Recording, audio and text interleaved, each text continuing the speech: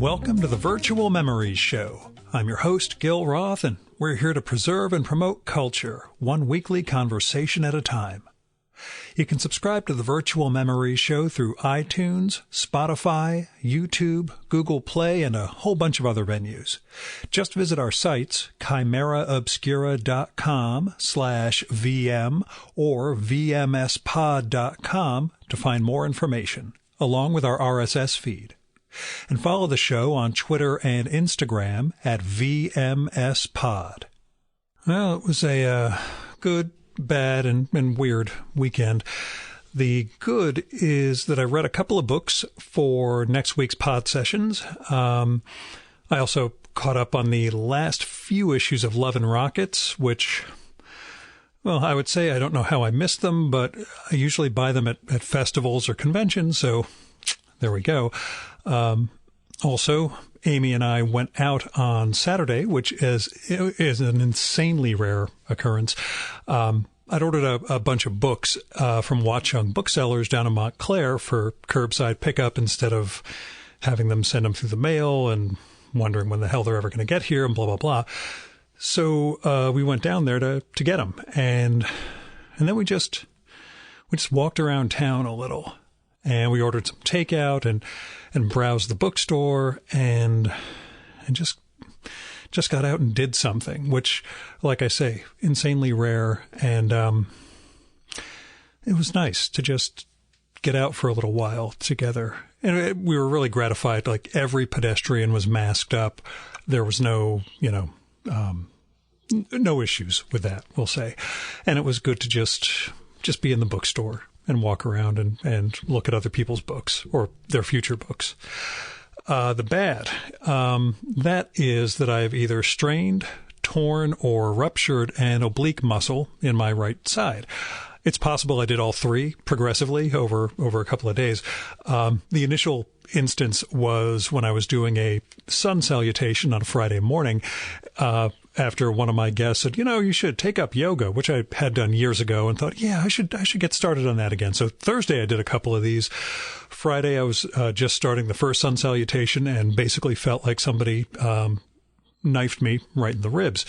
I will not blame yoga nor that particular guest, who I will not name here, because I did all this snow shoveling earlier in the week, and the night before I dragged a Stairmaster through the snow down a long driveway for my father and his girlfriend because they were throwing it out. So I probably pre-injured everything that way, and the act of lowering myself in this position is what finally did me in. It got worse when I bumped it on Saturday, and now, as you may or may not be able to tell, I'm in lots of pain, especially when I breathe, so this is no fun whatsoever. The weird, and the good, the bad, and the weird, I tried watching the Super Bowl on Sunday, and I haven't watched a pro football game in like 4 or 5 years for a whole bunch of reasons. Among them, I like having my Sundays free. And the whole brain injury and bodily harm thing and the human meat grinder aspect of it, just so insurance companies and light beer brands can throw ads at me, just really, not my thing. And on Sunday, I just thought it might be nice to be part of something in real time, instead of, watching old movies or TV shows or whatever streaming stuff we're up to. I just, I wanted to be in a moment with other people, given how asynchronous I've gotten over the past year and the day-to-day fact of isolation. The game was boring. The ads mostly sucked, but, at least I knew what people were talking about on Twitter. So that was weird, I guess.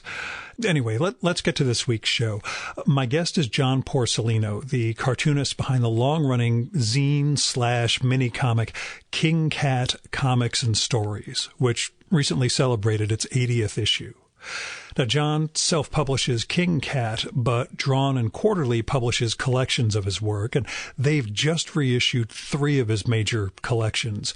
King Cat Classics, which is in paperback for the first time, Map of My Heart, and Perfect Example. The new editions have a unified graphic design, so they look harmonious and gorgeous on the bookshelf. Now, John's been making King Cat for more than 30 years, and I only got on board a few months before our first podcast in 2014. I'd always heard his name, but this is one of those weird instances where I didn't exactly know what King Cat was, and I didn't know where to start exactly, even though I knew his comics aren't, well, it's not like Love and Rockets. They're not, a long-running fictional serial or anything with all this continuity to keep track of. I just never got started before our mutual pal, Tom Spurgeon, said, you should sit down with John at Small Press Expo and do a podcast, because Tom is the most important person in all of our lives when it comes to this stuff. Now, John generally makes autobiographical comics, but some of them are, well, they just capture the briefest of instances in his life. And others are chronicles of multiple months or years, or, a recurring theme over the course of his days. And some of them are some of them are illustrations of Zen Buddhist teachings, divorced from, having a John figure within them. King Cat also includes text about John's wildlife observations, especially groundhogs, letters from his readers, and other the top 40 list that he creates with each one. There's this unified sense of this being the embodiment of John, and how he's managed to capture that in that zine form is one of the most amazing accomplishments. Now, his drawings are deceptively simple, and maybe that was part of my I'll say unwillingness to jump on. And when I finally did, I got it. The drawing captures the DIY ethos he's got. It's a stripping away of the inessential, this conveying not just of information, but of his life. Anyway, so once I started to read the previous Drawn and Quarterly collections in advance of our 2014 show, I was just bummed that I hadn't been reading this work for the previous 20 years or so. I made up for lost time, and I'm a faithful subscriber to John's work through his Patreon, which I'll talk about at the end of the show, and there'll be a link in the show and episode notes so you can check that out and support John's work. But like I mentioned in our conversation, King Cat and what John's accomplished with it is what inspired me to finally go ahead and make my own zine at the tender age of 49. But I don't just mean like inspired, like, he's a great example, but it gave me permission, in a way that I can't really characterize here. But after we finished recording this one, I had an idea for a new piece that I never would have considered prior to our conversation, because I was so inside this expectation I have of who I am and what I can create and how it all has to be framed. But just a little time with John on a Saturday afternoon reminded me all that stuff is self-imposed, and we can do a lot more if we just are willing to look outside ourselves. So on the strength of that, I'm just about done with the second issue, and just like with issue number 1, John will be the first person who I mail a copy to. Anyway, I am glad that D&Q has published these new editions of John's work. If you haven't explored King Cat before, this is a great way to get on board with some of the best comics and stories around. Now, there are 2 caveats for this one. John was not able to use headphones for the recording, so there's a little distortion anytime both of us are talking at the same time. I mean, I tried to edit those down, but yeah, it's just the function of the remote recording system. The other thing is his dog Arlo wanted some attention, and he wasn't sure who John was talking to because there was no one else in the room. So he barks in the background a few times. John gets embarrassed by it, but it's fine. Arlo's a good boy, so that's okay. Now here's John's bio. It's from the flap copy of Map of My Heart. John Porcellino was born in Chicago, Illinois in 1968. He wrote and photocopied his first zine in 1982 at the age of 14. In 1989, he began writing his celebrated King Cat mini-comic series, which has been ongoing for more than 30 years, winning acclaim from Time, Entertainment Weekly, USA Today, Punk Planet, and the Globe and Mail. His work in King Cat has been translated into French, German, Italian, Spanish, and Swedish. He is the author of Diary of a Mosquito Abatement Man, King Cat Classics, Map of My Heart, Perfect Example, Thoreau at Walden, and The Hospital Suite. He lives in Beloit, Wisconsin, might be Beloit, it's Beloit. I didn't look it up, with his wife and 2 cats and dogs, and continues to produce new issues of King Cat on a regular basis. And now, the 2021 Virtual Memories conversation with John Porcellino.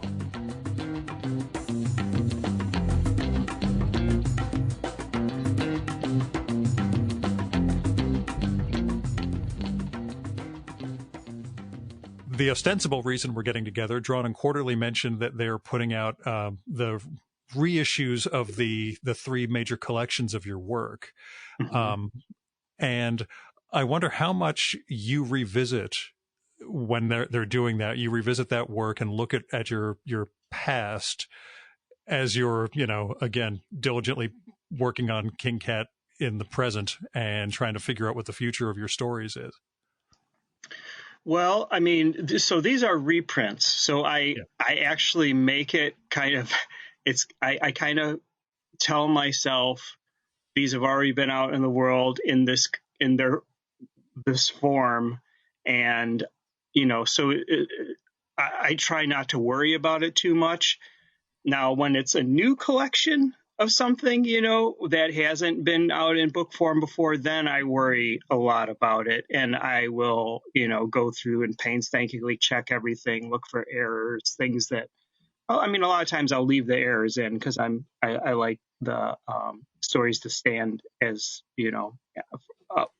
stand on their own as is. But, if there's some egregious problem or something, or a lot of times when, if I do an issue King Cat and I find some like big error, I'm using air quotes there, big error that, is going to drive me crazy, I'll take the opportunity to tweak it or fix it or whatever a little bit for the book collection. But since these were reprints, I kind of, I did all that soul-searching, gut-wrenching editing back in the day when I first put the books together. So I kind of trust that, they'll stand on their own as is. The only major thing that I did different was in the back of Perfect Example. There was it was kind of a resume and relevant information. Yeah. Yes, and that was always kind of I meant it started out kind of tongue in cheek, and then every time we've reprinted, this is the third edition of Perfect Example now.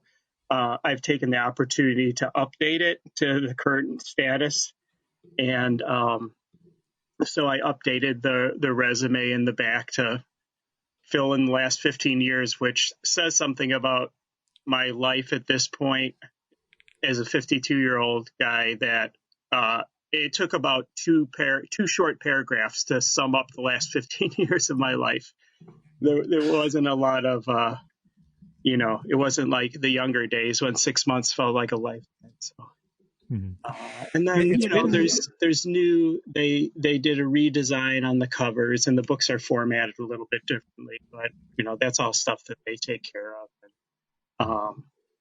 so, originally, to get to your question, in the early days of King Cat, I read my stuff a lot because I was kind of basically teaching myself how to make comics by doing them, and so, I'd do a new issue, I'd stack up these pages, print a new issue, and I'd sit and I'd read it, and I'd kind of go back and revisit the issues every once in a while because I was trying to get a sense of what worked and what didn't, and like try to figure out why something worked and didn't, because, I had drawn comics since I was a little kid, but not really with that kind of drive or, sense that I was making them for other people. And so, in those early years, I did go back and reread stuff a lot. Nowadays, I really don't. And some of it, I think, is kind of a defense mechanism against going back and finding all the mistakes and poorly worded panels and odd little sequences that could have been done better. And especially during my OCD years, when that was really bad, it was just grueling sometimes to go back and do that kind of stuff. So I kind of, like I said, I kind of made it my policy to go through that grueling, miserable experience once, put the thing out there, and then just accept that's what form it takes. So nowadays, I don't really go back and reread stuff. I got too much other stuff to do, I guess. Yeah, what's gotten easier for you as a cartoonist, and what's gotten tougher? Well, I think the big thing for me was that I went like 10 years or a little bit more with this crippling obsessive compulsive disorder. And that made everything hard, right? And it had, for me at least, it had a tendency on whatever I was focused on. That's what the OCD would focus on. And so, if I was working on a book collection or I was working on the new issue King Cat, I could get just lost in this complete despair, and rage and anxiety and as that improved, now this sounds kind of funny, but one of the hard things about having OCD as an artist is that as an artist, I've learned to trust my intuition, right? And I've learned to trust gut feelings and things that maybe you can't really express, but they just feel right. And so you go with them. And having that approach and then having this mental illness drop down on top of it, in which everything, I always said OCD is a disease of doubt. It casts doubt on everything in your life. Everything becomes a source to worry about or to get fixated on. And so it became very tricky sometimes to separate the actual artistic creative process of making comics with this mental illness, which also is a gut feeling, like, something's wrong here, and a lot of times in OCD, it's not, there's nothing wrong there, but you still have that feeling. And it's it's a life or death strong feeling. So it's hard to negotiate that a little bit. And then once, over the last 10 years, once the OCD lifted, I found myself wanting to go back and kind of bring in some more of the spontaneity in my comics that kind of got, crushed by those years with OCD. And then on the other hand, the kind of refinement that my art went through, not only the visual side of it, the drawing side of it, but the writing and editing and word choices and stuff.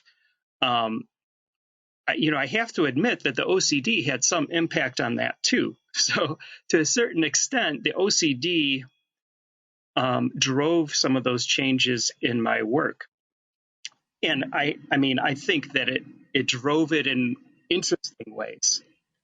And so I found myself kind of having to relearn how to make comics a little, because I was trying to keep those elements that I developed during the years with the illness that I liked, like the kind of precision or clarity, but also kind of rekindle that spontaneity.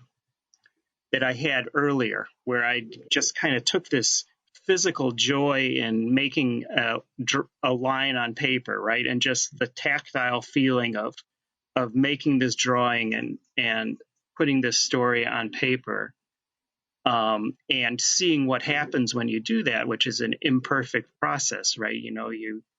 What you see in your head and what comes out of your hand are not always the same, but sometimes what comes out of your head is better than what comes out of your hand is better than what you envisioned. And so I wanted to find a way to rekindle that kind of feeling, but keep the parts of my development as a cartoonist that I think were strengths. And I think it took me several issues. So this would have been like the early 70s, I guess, like issue 70 through maybe 74 or so, where I feel like I was relearning this process from the vantage point of somebody 10 or 12 years down the line.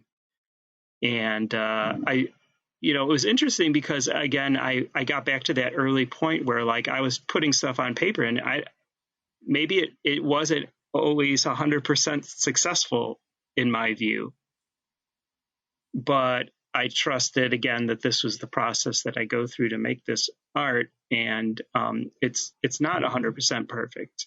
And I started having to go learn again. I guess this is very long-winded.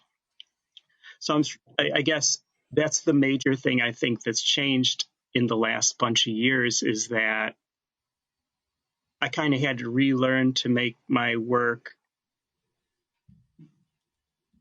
from the vantage point and with the life experience of somebody, a lot older. And I feel like just recently, in the last 3 or 4 issues, I feel like I've gotten to a point where that spontaneity is present again, but it's also kind of like I've got it on the fishing line, right? So I can kind of reel it in or let it go as I need to, and I have a little bit more conscious control over what I'm doing again. So it was the last 10 years was an interesting process for me of kind of relearning how to do what I do. And in that respect, how much does the past year and the pandemic impact your, the stories that you make, or the moments that become a couple of pages of King Cat for you? Well, like this new issue that I just put out, number 80, I definitely, in my mind, it's a COVID issue. A good number of the stories were written before COVID hit, but they were drawn during COVID, and they kind of, I think, took on a little bit of that flavor of kind of isolation. Most of the stories take place in my kitchen, in the new issue, and just sitting and having conversations with my dog, and trying to make sense of things through that. And so, I've said, to me, the day-to-day practicality of my life didn't really change so much with lockdown, because I'm at home. I go to the post office a couple times a week, maybe go grocery shopping once a week, although my wife does a lot of that. And so I was pretty home, kind of a homebody already. And I had also kind of been retreating a little bit. So, like, I wasn't going to as many comics shows, comics festivals and stuff as I had been. And I was kind of consciously reeling that in a little bit more too, so that when COVID hit, I mean, the fact that all the shows got canceled, no offense to all the people who work so hard on these shows, but it was almost kind of felt like a relief to me. Like, wow, okay, I get a year where I don't have to drive across the country and stand behind a table and be tired and not eat well and,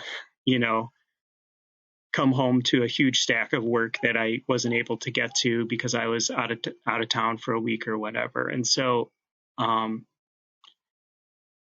it didn't change the practical aspect of my life a lot. But it did put me in a headspace where I was reflecting a little bit more on isolation and a little bit more, I think, on loss. Some of the major, to people who aren't dog people, I know this sounds absurd, but my dog Gibby passed away suddenly in 2019.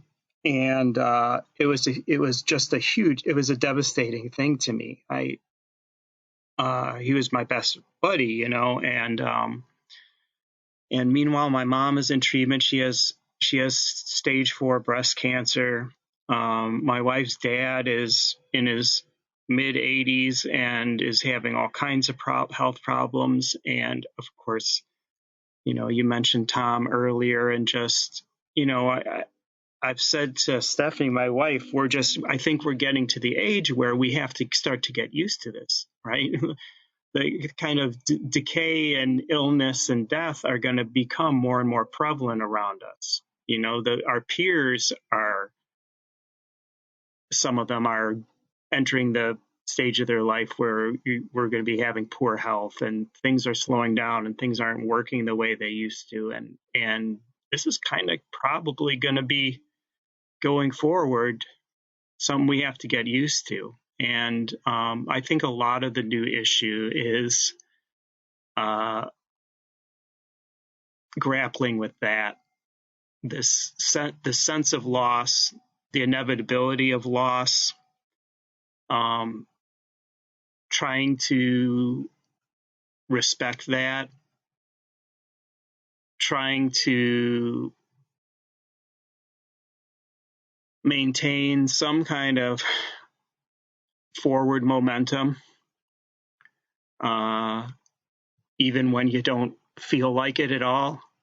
And so I think when I say it's a COVID issue, there's some direct references to COVID in there. But overall, it's that sense of kind of looking out at the world, and the world is changing really fast, and trying to keep your feet underneath you as everything is changing. Yeah, it was, well, I went through losing my beloved dog end of 2016, and it raised the question that I have to ask you, because I asked Patrick McDonald this. How long did you go before adopting Arlo after you lost Gibby? Because we had a whole thing where we wanted a couple of months to decompress, but at the same time, much like you relate in the new issue, my wife was searching on a pet finder to look at other potential dogs down the line, and we went a total of 3 months because Patrick gave us the great advice of, when you feel it, it'll be right. Yeah, the actual Gibby passed away at like 2:00 in the morning one day, and at 9 a.m. Stephanie was looking at the local shelters and stuff. And that was quick for me. I mean, that was about as quick as it can be. But Gibby was one of those dogs that just was. It was some kind of cosmic thing with us, right? Like he slept on my head every night. He slept like one of those big Russian fur hats on my head every night. And there was just some kind of really intense connection there. And so it was still the months. Even really, I'd say it took about a year for me to not start weeping spontaneously at any given moment during the day over it. But so we went and saw Arlo that afternoon or evening. So it was like within 24 hours. And, he was on a stray hold. So we had 8 days um, and then we brought him home. And, my wife is smarter than me. So I usually assume she knows better than these things, and she was, I mean, as devastated she was as well. And I think, it was like, well, let's find another. I mean, Gibby was a shelter dog to a rescue dog, and let's go find another dog who really needs some help right now. And that was Arlo. So it was a little bit tough too, because they're very different dogs, but they have some certain physical similarity. I mean, they're both. Gibby was probably part Yorkie, part Terrier, and Arlo's looks like a full blown Yorkie. So they have a lot of similarities, and I still call Arlo Gibby sometimes, but yeah. Yeah, that was Patrick's thing. Also, Karen, his partner, she was on the next day searching, and he kept making excuses. We can't. I've got a book tour. I've got to do this. I got to do that, because he couldn't get over losing the dog that helped inspire Mutts. And then the day they got the new one, after I think 18 months, he said it was, why the hell did we wait so long? Like he realized in that moment she was right. They should have, and that's why he warned me, just, when it feels right, it'll be right. Yeah.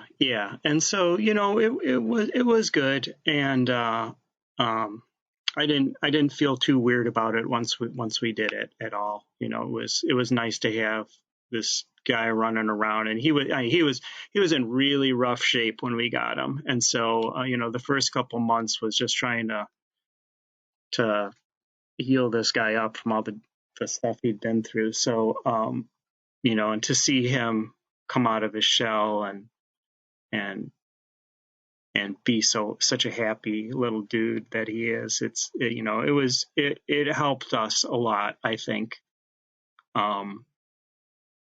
with the grieving. We were definitely still grieving, but it gave us something else, something to focus on a little bit besides just depression. I hear you, and it's enormously tough, and we all go through it, in different ways, and we bring a lot of our own baggage into that and what we experienced in our childhoods and everything. It's been like 6 years since we recorded. We've had a couple of brief conversations at cons and festivals that neither of us will go to for a long time. Do things change, or given your Zen Buddhist leanings and studies, is life more about permanence? Well, I mean, everything changes, right? That's kind of like that's if you want talking about Buddhism, that's the bottom line is nothing is permanent. And because of my own history, I mean, I started having serious health problems in my mid-20s. So it's been, at this point, I've lived over half my life with, the fallout from these health issues. And so I felt like I had a pretty good grip on mortality and the way things rise and fall in this life. But I've kind of learned that, when you're 25 and life drops some major thing right in your lap, and things are happening really fast, I remember during those health problems, I remember actually thinking to myself, wow, you know what? You're actually handling this pretty well, I think. You're not losing your mind, you're not freaking out, you're not doing all those things that people say you do where you bargain and come to terms with things and deny that it's happening. And in a way, what I see now is just this, instead of having this like, I'm cruising along in life. I'm 25 years old. I'm doing all this great stuff. I'm young. I'm healthy. I'm vital. And then boom, life knocks you on your ass.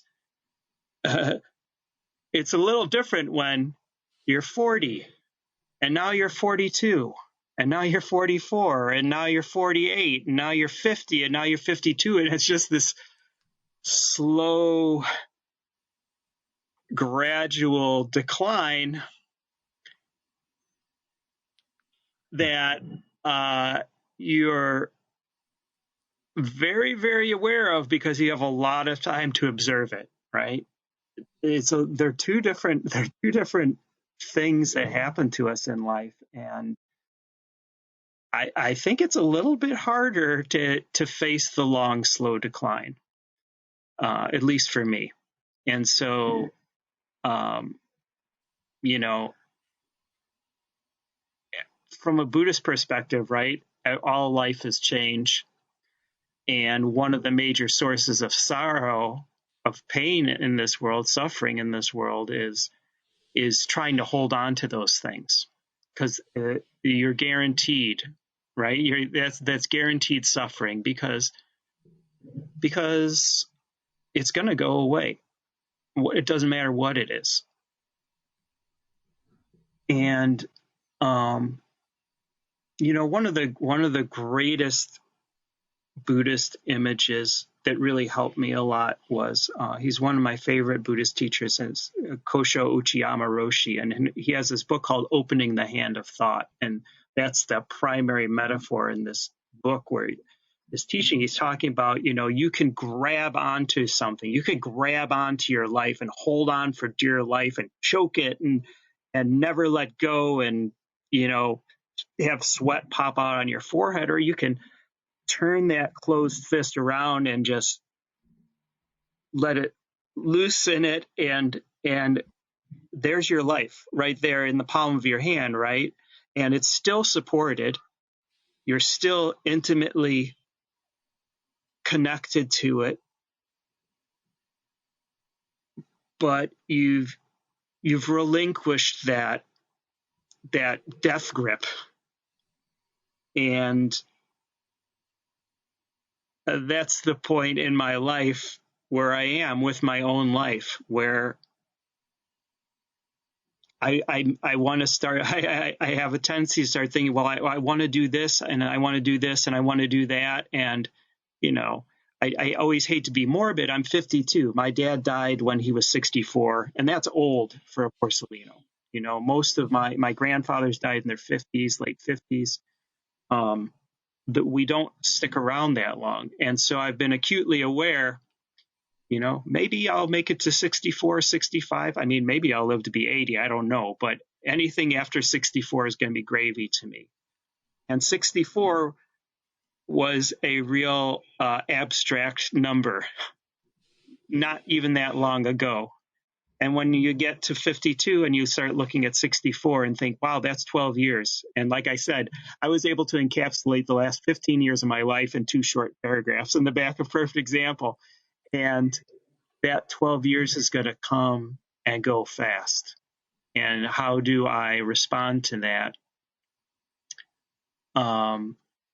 What do I decide to do with that time, and with the knowledge that time is fleeting now? And again, I think that's a little bit of the feeling too that's in the new King Cat, is trying to grapple and come to terms a little bit with getting older, and I know 52 is quite young by any measure, but to me, it feels old, you know? So. I just turned 50 last month. I'm looking at things a little differently now through that same lens, but I wonder, and I'm asking for a friend, do you think of a major work that you want to accomplish, or is King Cat the ongoing major work Yeah, that and satisfies itself? King Cat is the work that's absolutely it. But King Cat consists of all these different, these smaller pieces, and one of those smaller pieces might be a 200-page graphic novel or something like that. But I certainly I have no shortage of stories that I want to put down on paper. I've got notebooks full of stuff. It's a matter of finding the time and nowadays the energy too, because I just don't have the stamina that I used to. I just physically can't sit in the chair for 12 hours and draw like I used to. And so, there's stories out there that in my head or in my notebooks that I would love to get down on paper. And I'm going to try, but I used to have much more anxiety about that. Like, I've got to get this out. And some of that was the OCD, that was always a big thing with me. I've written about it before, like certain issues of King Cat. I would stay up for 20 hours inking the entire issue straight because I was afraid, what if I am in a car crash on Monday going to work and I don't get this issue finished? And I don't really have that kind of anxiety anymore. I kind of accept that I'm gonna go as far as I can. At some point, I'm not going to be able to go any further, and wherever I'm at that point, there's always going to be unfinished business, right? No matter how hard you try. And so, I just want to keep going, and keep stacking up these comics and see where it takes me. And at some point it'll be the last comic, but I don't know what that one's going to be. I'll say years ago when I had a caffeine related buildup that led to a cardiac issue, I had to go to an ER and had this moment where I knew the new Love and Rockets was coming in that day in the mail, and that I might not get to read Jaime's latest thing. And that was what I was concerned with, lying in a hospital bed, knowing that eventually they ruled out everything bad. But there was still that moment of, if there's something serious here, I'll never find out what was in that issue, which again, we have some weird priorities as comics related people. No, I mean, and sometimes though, I think some of that stuff keeps us going a little bit. I mean, I think I've written about, it probably was in the hospital suite. It was from that time period. I mean, 1998, I was super, super sick. I really kind of stopped making plans for the future, right? But it was like, I wanted to watch the Bears play in the fall, and it was like, wow, it's May. Am I going to make it to September? Am I going to get to see another Bears game? And the thought of not seeing another Bears game was so painful to me. And in a way, I think it gave me something to like fight for, to look forward to. And I have those things like that. Like, Neil Young just put out his second archives box. He's my favorite musician, my favorite time period of my favorite musician. And there was all kinds of snafus with it, and it was delayed. It was supposed to come out in November. Now it's coming out in March. And when that kind of stuff happens, I go, am I going to make it to March? Am I going to be here to finally hear this great music I've been waiting my whole life to hear? And so I still think that way a little bit, like gotta make it till the Neil Young box comes out. And then after that, I'll, wait for the next Jack Kirby omnibus or something like that. That'll keep me going. Yeah, I had this, my best friend's father died about a week and a half ago, and at the viewing, which is not my thing, plus being around human beings right now is not my thing, I nonetheless went. He was a Giants season ticket holder for 30 plus years, and the Giants actually sent a big floral arrangement in the shape of a Wow. Giants helmet. And I thought, Paul earned that. He put in his time with a lot of crappy Giants teams. We tailgated Yeah. in that parking lot a lot. This is a nice tribute for them to give. But yeah, Yeah. that idea that things are going to go on after we're gone. It's well, it actually brings me to a question from a recent issue of the zine where I forget. Do I call it a zine? Oh, we'll call it a zine. Sure. Yeah. Okay. I call it a zine. It's a zine. Where you talk about finding your first zine when you Mm-hmm. were in high school, finding Autistic Chainsaw Gazette, and the moment where you meet the person whose zine it actually was. How often have you gone through that as the recipient, where people, oh my God, King Cat was the book that got me started, that turned me into the warped human being that I am, etc. I mean, it happens. It's very, I don't know, flattering is the right word, but it means a lot to me, one of the stories that I always have told is that, like, when I was a teenager and I wanted to start playing music, I was like a big Beatles freak before I discovered punk rock. And so, the Beatles, they were like the epitome of songwriting and musicality and melody and all this stuff. And I got a guitar for probably my 13th birthday or something like that. And I'm trying to play it. I'm trying to, I got the Mel Bay one with the guitar songbook, and I'm trying to play Red River Valley on my Strat copy. And meanwhile, I'm listening to like Husker Du and stuff like that. And it's like, wow, this really doesn't sound like Husker Du at all. I don't know why. It's a guitar. Why doesn't it sound like Bob Mould? And finally I found the band Flipper, which if you've never heard them, I don't know if you heard them, but they were willfully awful, and most of their song consisted of like 3 droning bass notes, with just a wall of white noise guitar behind it, and these kind of sing-song lyrics and stuff.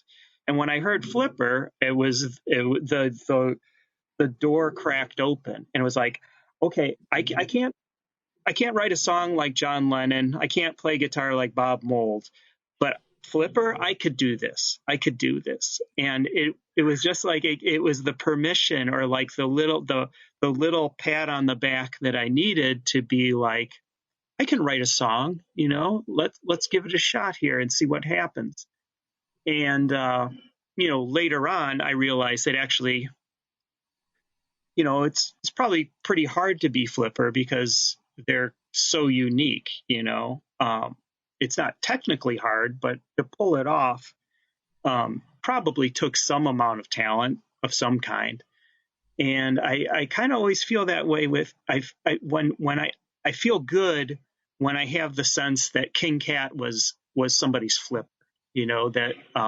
Where I'll hear people say, "Oh, I always loved comics and I wanted to draw them and stuff, but I always felt like I can't draw and I don't know how to write a story and stuff." And then I found King Cat and I thought, well, I could try this. I could do this. And because it's just simple enough, I think that it makes it seem possible. And that's like, that was my Flipper moment, right? Where it was just simple enough that I thought I had that part of my brain turn around from I can't do this to I could do this. And so when I hear that from people, that's one of the most, I mean, it almost makes me tear up every time because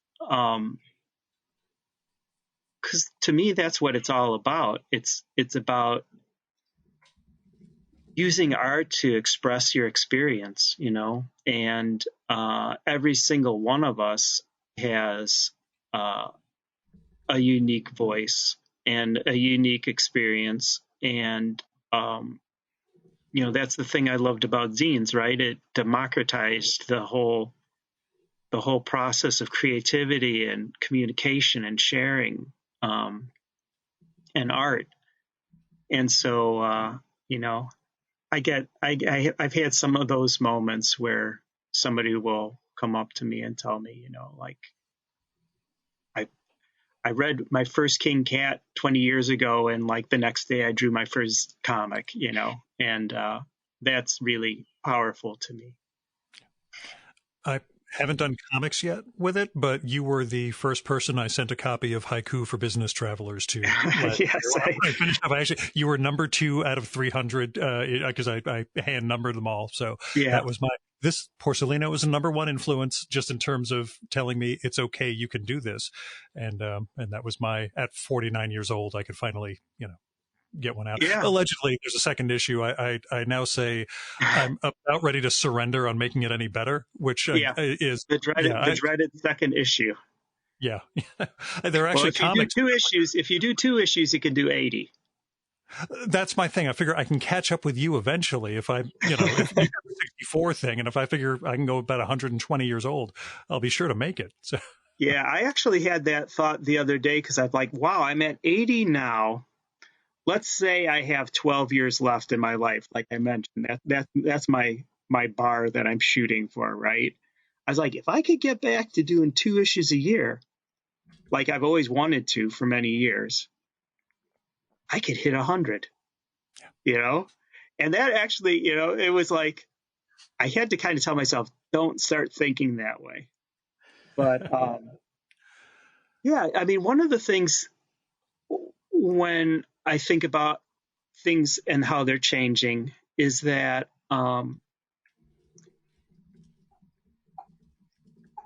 there's a whole little community of people who grew up reading King Cat at this point.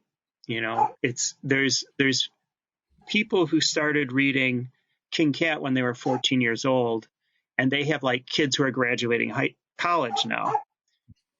And can you hear? That's Arlo. I don't know.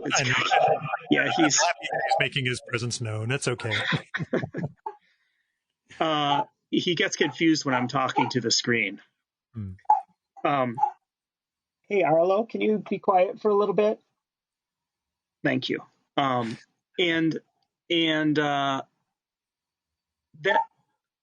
I feel like that's one of my things that I want to do with my time left is kind of respect that community and kind of nurture it and kind of do whatever I can for those readers, those people, that's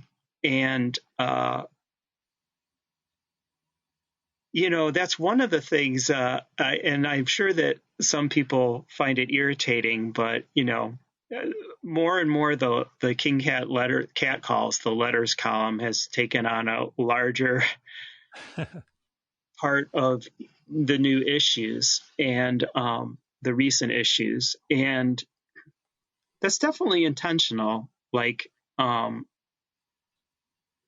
in this day of like instant, continuous 24/7 content.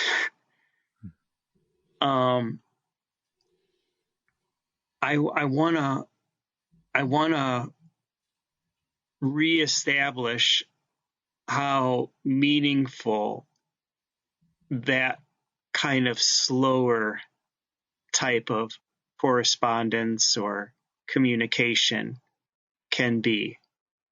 And I want to give a voice more and more within the pages of King Cat to the people from this community,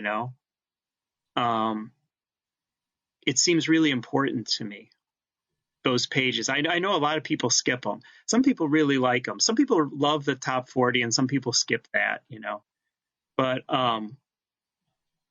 to me, the letters column has become like a crucial part of what the role I see King Cat fulfilling going forward. And I want people to hear from Jeff Zenick and hear what he's been up to lately. I want all my readers to know what's going on with him or Al Stark or these different people who have appeared in the letters column throughout the years. As long as it doesn't turn into the Dave Sim Cerebus letter column, you're good. But it's I look at Mineshaft also, which clearly you've had an influence on in different ways, and the recurring letters there too, some of which are contributors. But yeah, I love that in King Cat it's that ongoing conversation over the years with these people. Yeah, and I mean, from the very beginning, and that was the thing that I loved about zines, was that there really is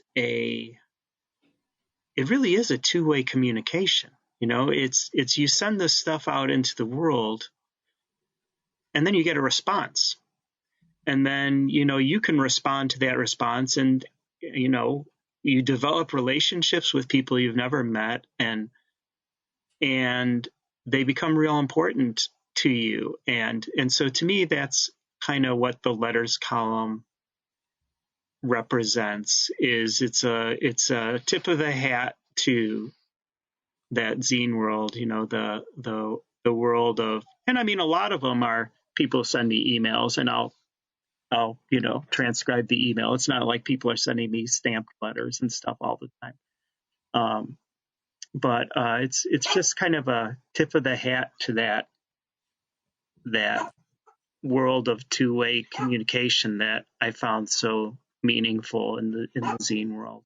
Yeah, and I've got a stack of postcards and letters here from the first issue I did, which is I could do a letters column in issue 2. This is going to be great. I had that moment of, wow, there are people who listened to me and said, when I said, don't email me.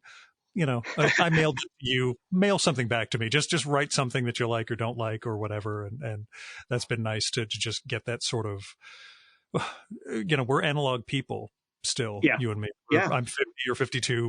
We're people who we transitioned into digital, but the analog means so much more. That sense of the hand, That's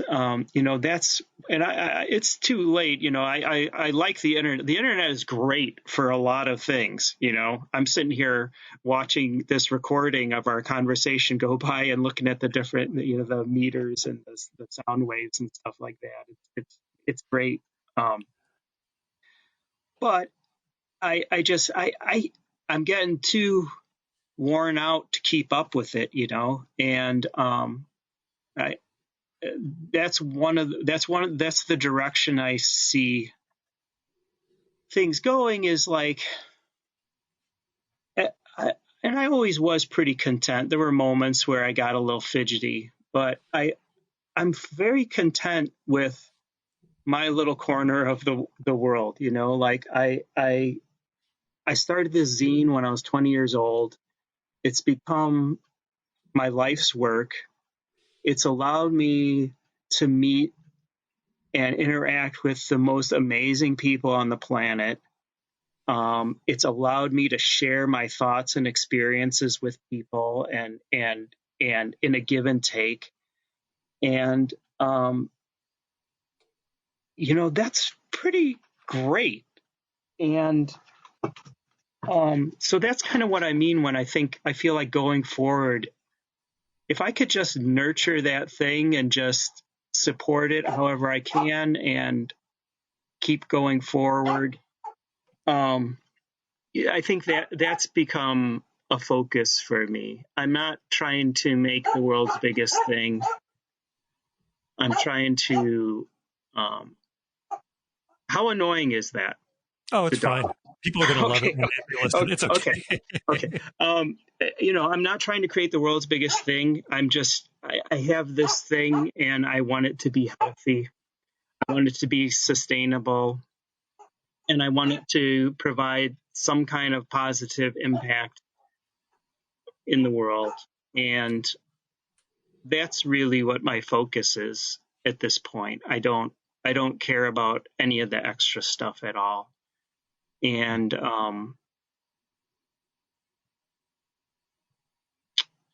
that feels pretty good, and I just want to keep going. and doing this little thing that I do. And that seems totally worth it. That seems like a respectable thing to just try to do it with whatever time I have left. But does it mean you're ready to be an Instagram host for Drawn and Quarterly?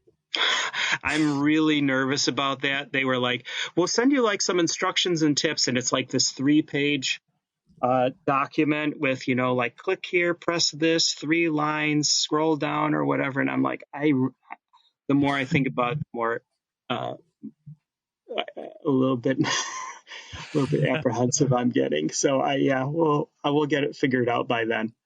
I'm sure.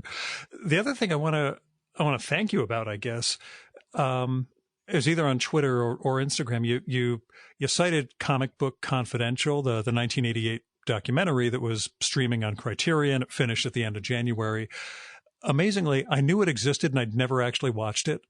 I don't think I thought about it afterwards. I don't think I had ever I'd seen clips of it on YouTube or in other comics documentaries. Sometimes they would use clips from there and stuff. I don't think I ever saw it before either.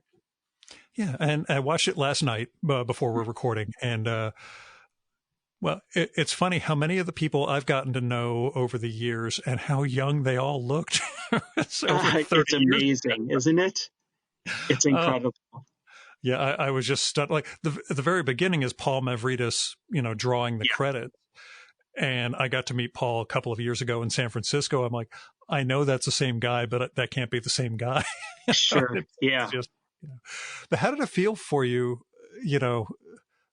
being part of that cohort ultimately, being, I don't want to say in the pantheon or whatever, elevates different people in terms of comics, but just feeling like you were part of this world that you could hang, I guess.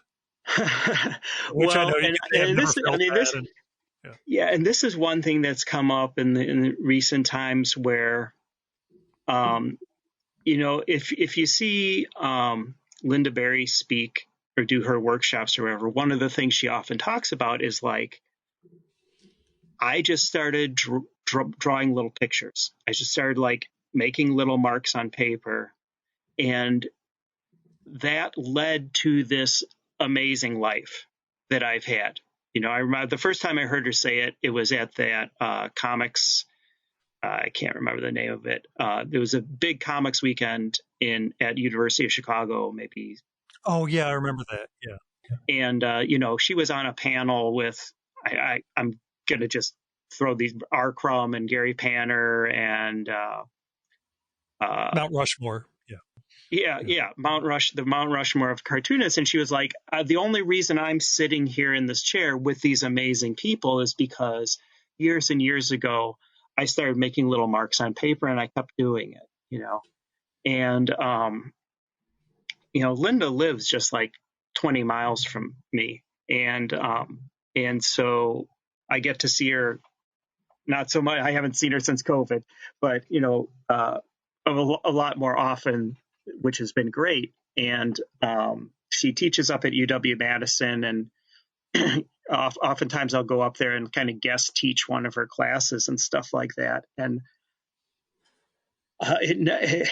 I always tell this story to her students.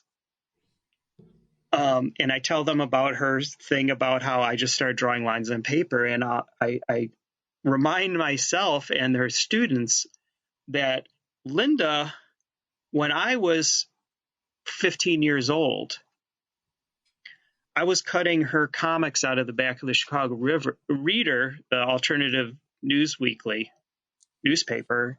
I was cutting Linda Berry's comics out of the newspaper and taping them to the inside of my locker door in high school. And, she's one of probably the major reason that I draw the comics that I draw now. And now I'm standing here in her classroom talking about my own comics. And it's just this incredibly humbling feeling, and it's just because I drew these little comics and kept going, you know? And so there's moments like that are just so moving to me, so humbling to me, you know? I mean, Linda Berry was God to me when I was 15 years old, you know? Now she's this old lady who lives in a barn down the road. And I do have the Linda story from the Small Press Expo, I guess 2015 or 16, a year or so after I met you. Drew Friedman shoved me into the green room to get a bagel for myself because he felt I was underfed. And I got shoved in there, and the only people in the place were Warren, who runs Small Press Expo, Tom Tomorrow, Linda, and Jules Pfeiffer. And me. Yeah, so I just grab a bagel, go to the farthest end of the room I can. Jules comes over and sits down. So, son, what do you do? Why are you in here? And, you know, I pitch him on a podcast, of course. But what was great was, as everybody comes over and sits with us, now, I had seen earlier in the show people just bowing in front of Linda when she walked by for good reason, because she's, as you said, this god of cartooning. And she turns to Jules. She's like, Jules, if it's not too much to ask, could I get a selfie with you? And, you know, the moment she gets into position with him, the three of us are all taking out our phones and taking pictures, and everybody is posing with Jules. And then it turned into people, Warren, Dan Perkins, and Linda all taking stuff out for him to sign. And it was just that moment of, as high up as Linda is in everyone else's estimations, she gets that without Jules and the example he set and the syndication and everything, you know, that she's also part of that chain, that it was still, you know, this whole thing. So it was kind of great to watch everyone respecting, you know, the examples that had come before, and knowing that everybody had a bag full of Jules Pfeiffer stuff, hoping they could get him to sign. That, to me, that was the kicker of the whole thing. Yeah, no, I mean, that's one thing that about comics that is great is that for as big as it's become, it's still a pretty small world. And basically, all of us cartoonists, we're all just fans of all the other cartoonists. You know, that ultimately that's what we are. We're fans of these people, and so to get to meet them and have dinner with the Hernandez brothers or whatever is, you know, I remember one night after Cake in Chicago going out for Indian food or something, and sitting across from Gilbert Hernandez and talking about the old Atlas monster, Jack Kirby monster comics. It's like, I cannot believe I'm having this conversation, right? I mean, I can't believe that I'm talking to this person about like trash comics from the 50s. Yeah. And my Beto moment was during SPX, where he turned to me and said, "Captain America, Civil War, what did you make of it?" And I said, "Beto, it's because of you and your brother that I don't read superhero comics anymore. You're literally the reasons I moved away from that whole field. But thank you for wondering what I thought of it." You know? Yeah. Oh, yeah. I had now I'm just gushing about all my fan encounters. But it was, since you mentioned Mineshaft, a few years back, I don't remember what issue it was, but it was one of the issues that Crumb drew the cover of. And, you know, they always have the little bar at the bottom with this in this issue. And he drew my name. Crumb drew my name.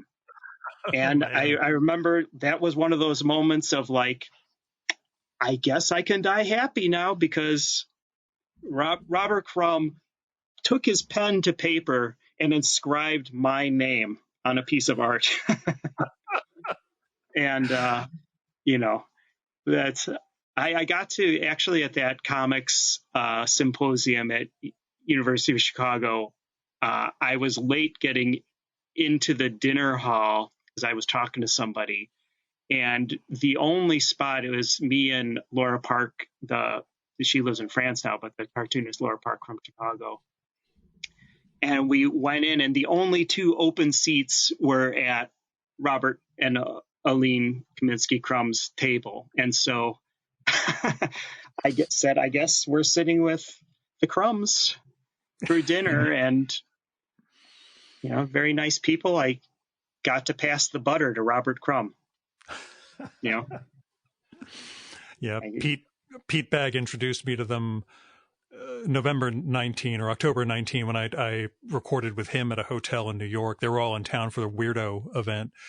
And he's like, Bob and Aileen are in the same hotel. I could connect you guys afterwards.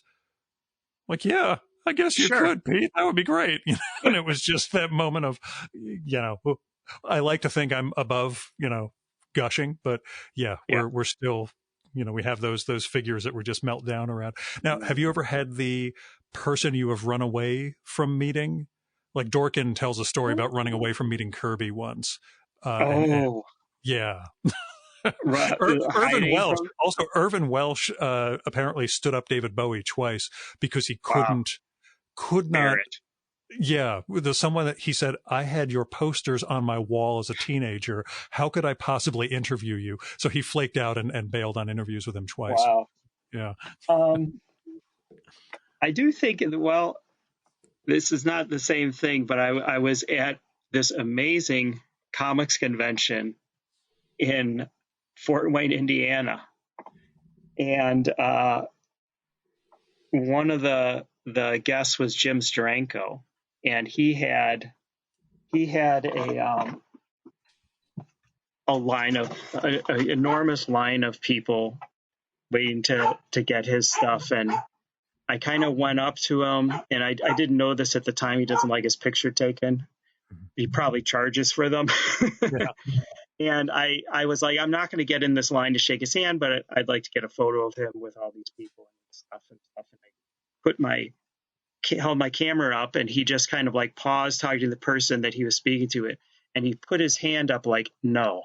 Like it was this very like slow, graceful gesture. And he's in his like white leisure suit that he always wears with his like burgundy tuxedo shirt and stuff, and he puts this like graceful hand up, and he's like, no photos. So comics are weird. That was a good one too. That night we all went out to dinner, and it was this long table, and Steranko was at one end of this long table. It was like the Citizen Kane table, right? And it's like Steranko at one end and Pete Bagg at the other.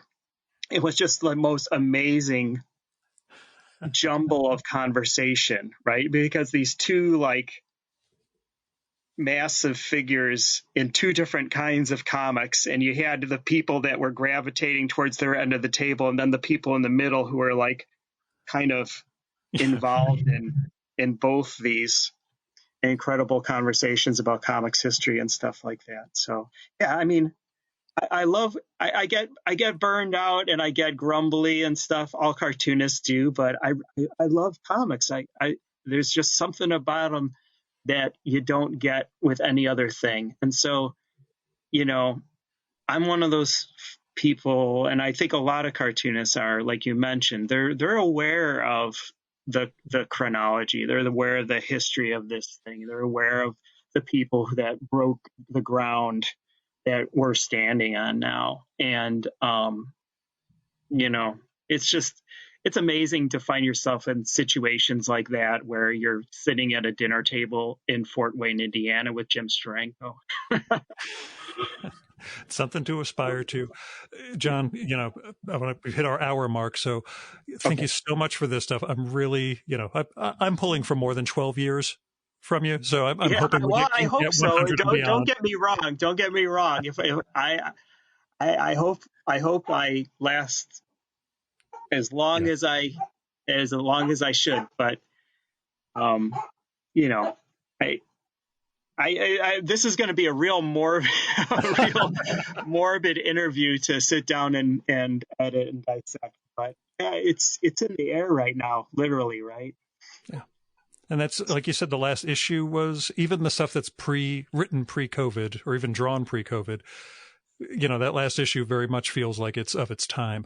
I will say the best part of the new issue, number 80 of King Cat, is the page 2, where you tell the story of having a not shotgun but pandemic marriage. Getting married. Yeah, it was a COVID wedding. Yeah, that's it. Which, congratulations. Oh, thank you very much. When I talk about last year, there were a couple good things that happened, but it was surrounded by a lot of hard knocks. Yeah. But still, you got to make the commitment before everything in the world got shut down. So yeah, and I mean that was it, right? I was like, we looked at each other and were like, well, we better do it now because we may not be able to do it next week, So, all right. Well, thank you very much. I hope you can make something out of this hash. Oh, you've been fantastic. The only thing I'm going to say with that 12-year expiration date thing, we should get together more than every 6 years. So let's try and record more often. Maybe in person. I'll get out to Chicago. We'll see. Okay. Sounds wonderful. Thanks so much, John. All right. Take care. Bye-bye.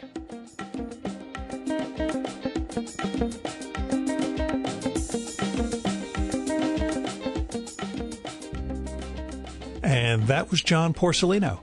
Like I said, Drawn and Quarterly has just reissued 3 of his collections, King Cat Classics, which is now in paperback after only being in hardcover, Map of My Heart, and Perfect Example. It's a really neat new edition for all 3.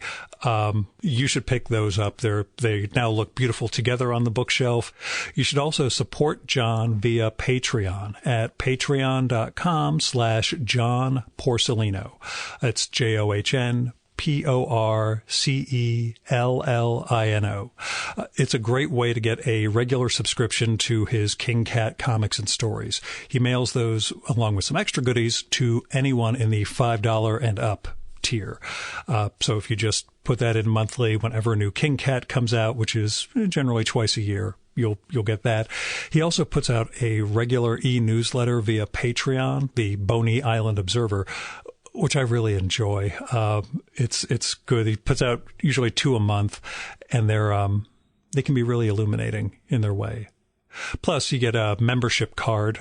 Seriously, it's a little laminated plastic membership card, and occasional posts and treats, and you get information about his work and his art, and their offers for other things, other prints and such that he's selling. Anyway, like I said earlier, John's work inspires the crap out of me, and it's not the way he talked about it in the, if that guy can do it, so can I. But in the commitment he puts into every line, and in the fact of each issue's existence, and the way they chronicle a life. This guy's made this stuff, and he's sharing it with us. So, get King Cat, support John on Patreon, get the new collections from Drawn and Quarterly. Also, even though it sort of drives him nuts, you should check out John's distribution service, Spit and a Half, which carries great comics and zines from other artists, as well as John's own work. That is spitandahalf.com. Anyway, in the before time, this is when I would ask you guys for support for the podcast through my Patreon or PayPal. I don't do that anymore. My job takes care of me just fine. My expenses are way, way, way down because I'm not traveling to people's homes and going to festivals to record these things. The only support I would like is postcards, letters, emails, whatever. Tell me what you like and don't like about the podcast. Call my Google Voice number and leave a message there, and tell me if it's okay to use your message on the show. That number is 973-869-9659, and you can do the same thing. Tell me what you like, tell me what you don't like, and we'll go from there. But if you do have money that you can spare, resources in any way, there are a lot of other people in need. Go find people's GoFundMes, Patreons, Kickstarters, Indiegogos. If you're not comfortable giving to individuals, give to your local food bank, freedom funds, voting rights funds. There are a lot of things you can do to try to help fix the world. So I hope you help. Now, we talked about zines throughout this episode. I still have some copies left of the first issue of Haiku for Business Travelers. If you want one, it's free. Just drop me a line or visit haikuforbusinesstravelers.com. There's a form you could fill out there, and I'll mail you a copy. It is only print. There's no digital version. If you want to kick in a few bucks for postage and production, you can, but that's not a thing for me. This is just me living up to the example that John sets. Our music for this episode is Fella by Hal Mayforth, used with permission from the artist. You should visit my archives to check out my episode with Hal from the summer of 2018 and learn more about his art and painting. And you can listen to his music at soundcloud.com/Mayforth. And that's MAY4TH. And that's it for this week's episode of the Virtual Memories Show. Thanks so much for listening. We'll be back next week with another great conversation. You can subscribe to the Virtual Memories Show and download past episodes at the iTunes Store. You can also find all our episodes and get on our email list at either of our websites, vmspod.com or chimeraobscura.com/VM. You can also follow the Virtual Memories Show on Twitter and Instagram at VMSPod, at virtualmemoriespodcast.tumblr.com, and on YouTube, Spotify, and TuneIn.com by searching for Virtual Memories Show. And if you like this podcast, please tell your pals, talk it up on social media, and go to iTunes, look up the Virtual Memories Show, and leave a rating and maybe a review for us. It all goes to helping us build a bigger audience. You've been listening to the Virtual Memories Show. I'm your host, Gil Roth. Keep reading, keep making art, and keep the conversation going.